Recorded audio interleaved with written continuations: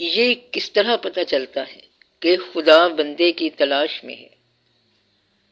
رحمت حق انسانوں کا شکار کرتی ہے، گناہ میں ڈوبے ہوئے انسانوں کو شکار کر کے لاتی ہے، اور وہ ان کی تلاش میں ہے۔ کیسے تلاش میں ہے؟ اگر انسان غافل ہے تو اسے جگاتی ہے۔ ہمارا حاصل دراصل اس کی عطا ہے، اور یہ ہماری کوشش کا نتیجہ نہیں ہے۔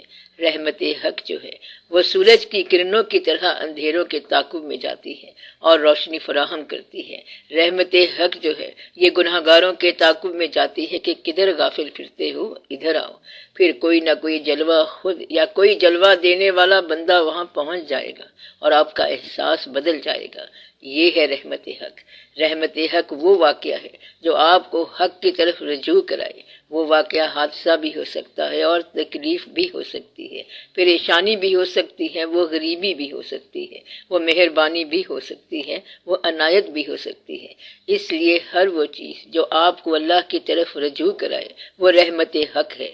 تو اللہ اپنے بندوں کی تلاش میں ہوتا ہے، اور یہ ٹھیک بات ہے۔ اسے پتا ہے کہ اس نے ہمارے لیے خزانے مقرر کر رکھے ہیں، خزانے نیکی کے اور عرفان کے۔ جو ادھر ادھر پھر رہا ہے وہ اسے کہے گا کہ واپس آ جا، وہاں آگے کوئی بندہ ملے گا، کیونکہ رحمت حق کو بندوں کے پیچھے لے کے پھرتے ہیں اور اس کو گناہ سے نکالتے ہیں۔ انسان خدا کی تلاش کرتے کرتے خدا کے بندے تک پہنچ جاتا ہے، اور خدا کا بندہ اس کو خدا کی راہ دکھاتا ہے۔ یہ یاد رکھنا کہ سارے بندے فانی ہیں، بتانے والا بھی اور سننے والا بھی۔ چل سو چل، میلہ ختم ہو جاتا ہے۔ جب تک میلہ ہے تب تک یہ رونقیں ہیں۔ آپ میلہ انجوائے کرو اور اپنا رخ صحیح رکھو۔ رخ یہ ہے کہ ہم ہر وقت اللہ کی طرف دیکھیں۔ انا للہ و انا الیہ راجعون۔ ہم اللہ کے ہیں، اسی کے نام سے یہاں ہیں، اور ہم اس کی طرف جانے کے لیے تیار ہیں۔ ہم یہاں صرف میلہ دیکھ رہے ہیں، اور میلہ تو اسی نے دکھایا ہوا ہے۔ ہم اس کا شکر ادا کرتے ہیں۔ شکر ادا کرنے والوں کے لیے یہ کائنات بڑا راز ہے، اور یہ کائنات بڑا جلوہ ہے۔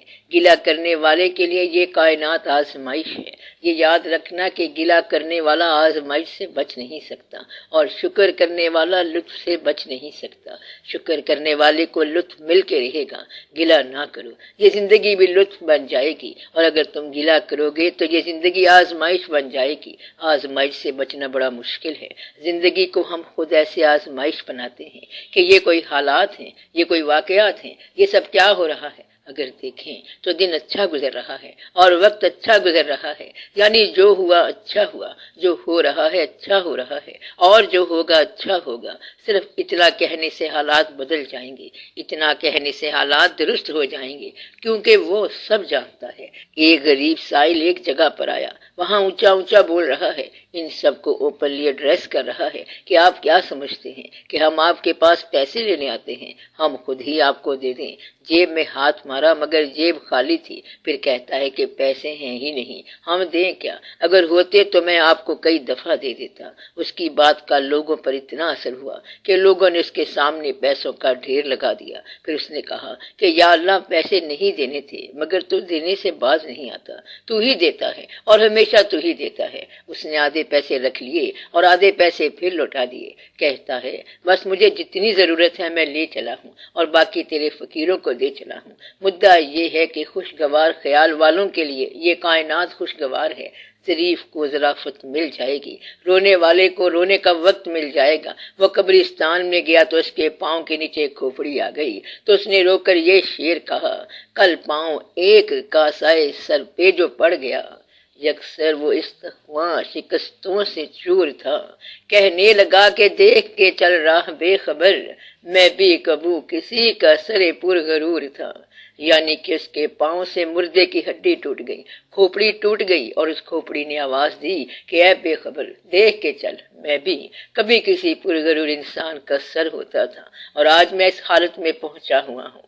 ایک جگہ دو آدمی تھے، ایک ہنس رہا تھا اور دوسرا رو رہا تھا۔ اس نے پوچھا تو ہنس کیوں رہا ہے؟ کہتا ہے مجھے تیرے رونے پہ ہنسی آ رہی ہے۔ اور تو کیوں رو رہا ہے؟ تیری ہنسی پہ تو مجھے رونا آ رہا ہے۔ تو بات اتنی ہے، رونے والا رو رہا ہے اور ہنسنے والا ہنس رہا ہے۔ یہ کائنات دونوں کے لیے الگ جلوہ ہے۔ جو فانی ہے اس کو اس کائنات میں فنا نظر آئے گی، وہ کہتا ہے کہ 4 دن کا میلہ ہے، بس سب گئے، ہر شے فنا ہو گئی۔ اور جو باقی کے ساتھ متعلق ہو جائے گا وہ کہتا ہے کہ ہر شے باقی ہے، ہر چیز موجود ہے، اس کا جلوہ عین موجود ہے اور ہر جا عین ظہور ہے۔ تو یہ آپ کا اپنا خیال ہے، لہٰذا آپ اپنے خیال کی اصلاح کرو، اپنا نام آپ خود رکھو، اپنے گلے آپ بند کرو، کچھ فیصلے اللہ کی طرف سے خود کر لو۔ پہلا فیصلہ یہ کرو کہ تم نے راضی رہنا ہے کہ نہیں رہنا۔ راضی وہ ہے جو تقاضا نہ کرے، جو سائل ہوتا ہے وہ آواز لگاتا ہے، سوال پورا ہوا اور وہ جائے اپنا کام کرے، مگر طالب ہوتا ہے دروازے پر بیٹھنے والا اور وہ سوال نہیں کرتا۔ بس طالب ہونا جو ہے وہ بہت بہتر ہے کہ وہیں کے ہو رہو، جو وہ عطا کرتا ہے اس میں راضی ہو جاؤ، وہ ضرور عطا فرماتا ہے۔ اصل میں اللہ کی رحمت کیا ہوتی ہے؟ رحمت وہ ہے جب دل اللہ کی یاد سے معمور ہو، اور تباہی وہ ہے جب اللہ کی یاد نہ ہو۔ دل اگر اللہ کی یاد سے غافل ہے تو پھر برباد ہی برباد ہے، اور دل میں اللہ کی یاد ہے تو آباد ہی آباد ہے۔ اللہ کی یاد کیا ہوتی ہے؟ اللہ کے ہر فیصلے کو خاموشی سے تسلیم کرنا، اور اللہ جس راستے سے گزارے اس سے گزر جانا۔ اگر وہ آپ کے ہاتھ میں چلنے کے لیے چھڑی دے دے تو آپ چھڑی لے کر چلیں۔ حضرت موسیٰ علیہ السلام سے اللہ نے کہا کہ تمہارے ہاتھ میں کیا ہے؟ تو انہوں نے کہا چھڑی ہے۔ اللہ نے پوچھا کہ اس سے کیا کرتے ہو؟ تو انہوں نے کہا بھیڑ بکریوں کے لیے درختوں سے پتے توڑتا ہوں۔ تو پیغمبروں نے بادشاہی کی، ان کے تذکرے ہیں۔ اللہ سے ہم کلام بھی ہوئے اور کنویں میں بھی رہے۔ یوسف علیہ السلام کنویں میں بھی تھے، جیل میں بھی تھے، بدنامی بھی ہوئی۔ مولوی غلام رسول صاحب نے یوسف زلیخا کا بڑا خوبصورت واقعہ لکھا۔ پیغمبر کی بینائی بھی گئی، یعقوب علیہ السلام کی بینائی بیٹے کی جدائی میں چلی گئی، اور جب بیٹے کی خوشبو آئی تو بینائی واپس آ گئی۔ پیغمبر آرے سے چیر دیے گئے، مچھلی کے پیٹ میں چلے گئے۔ تو پیغمبروں کے ساتھ کیا کیا واقعہ نہ ہوا۔ کبھی آپ غور کریں تو یہ بڑی عجیب و غریب بات ہے، اور اللہ کی طرف سے ان پر سلام آیا ہے، سلام علی نوح۔ اور اگر اللہ سلام بھیجے تو اس سے بڑی کوئی بات نہیں ہے۔ یہ اس لیے ہوا کہ انہوں نے اللہ کے آگے اف نہیں کی، زخموں پہ زخم کھا کے جی، اپنے لہو کے گھونٹ پی، آہ نہ کر لبوں کو سی، عشق ہے یہ دل لگی نہیں۔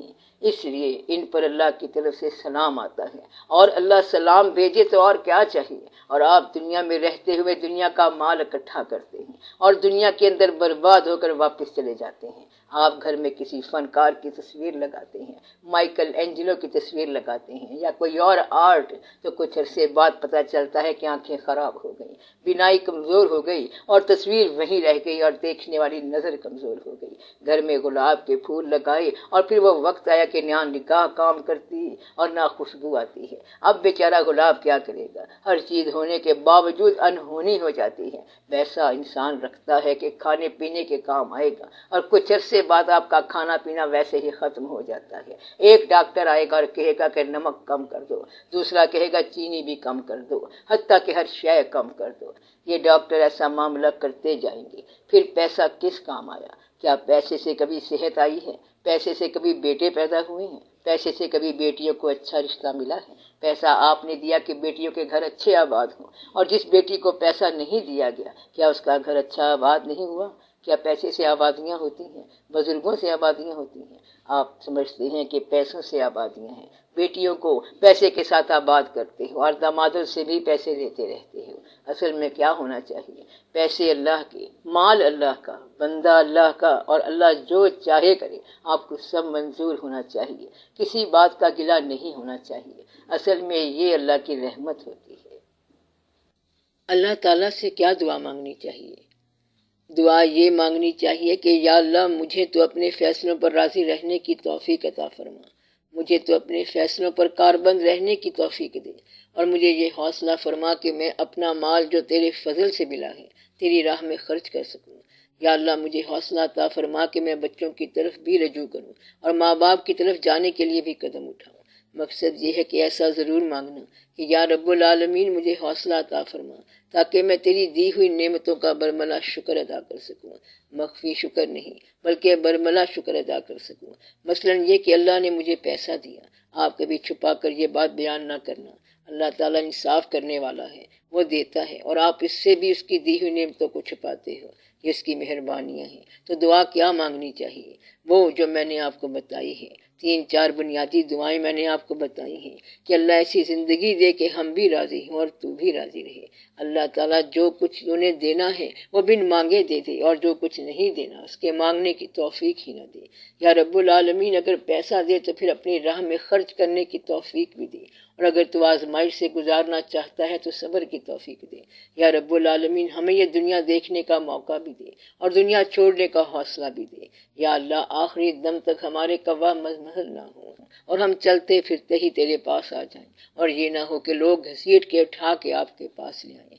تاڑی مار اڑا نہ باہو اسی آپ ہی اڈن ہارے ہو۔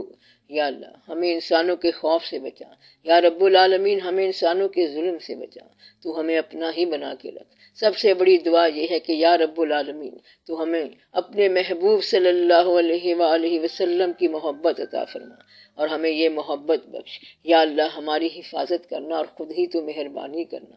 سب سے اچھا وظیفہ الحمدللہ ہے کہ یا اللہ کیا تیری مہربانیاں ہیں، تو نے دنیا کا مجھے اتنا جلوہ دکھایا، یہ سب تیری مہربانی ہے، تیرا انعام ہے کہ تو نے مجھے مسلمان بنایا ہے، یہ تیرا شکر ہے، اور انسان بنایا تیرا شکر ہے، اور اچھے زمانے میں پیدا کیا تیرا شکر ہے، اور اپنے محبوب پاک صلی اللہ علیہ وسلم کی امت سے پیدا کیا تیرا شکر ہے، اور اپنی یاد سے ہمارے دل کو معمور کیا تیرا شکر ہے۔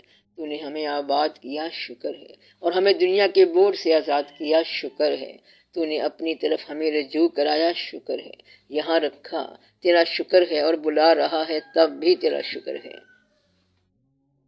اللہ کی خشیت یا خوف کیا ہے؟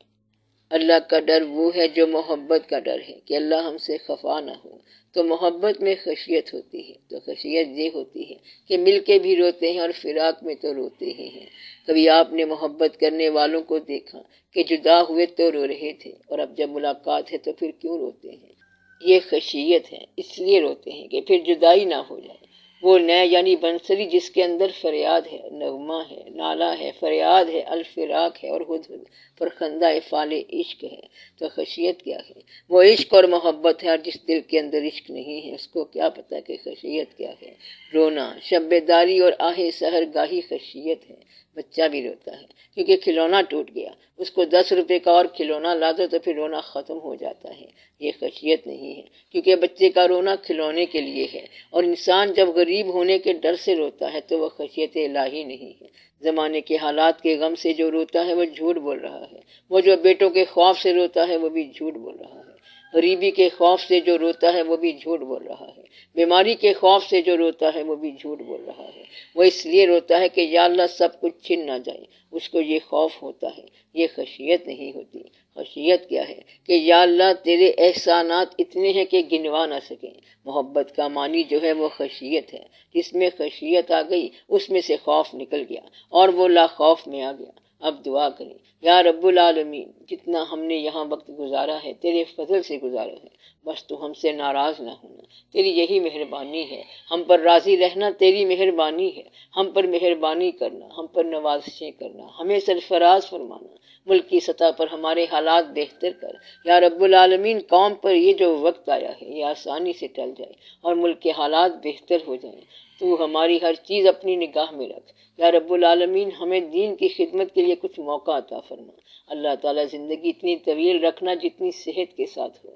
یا اللہ تو نے جو مہربانی کی ہے، جو احسانات کیے ہیں، جو نوازشیں کی ہیں، جو انعام دیے ہیں اور جو رزق دیا ہے وہ اپنی راہ میں خرچ کرنے کی توفیق دے۔ آمین یا رب العالمین۔ صلی اللہ تعالی علی خیر خلقہ و نور عرشہ سیدنا و مولانا حبیبنا شفیعنا محمد و آلہ و اصحابہ اجمعین برحمتک یا ارحم الراحمین۔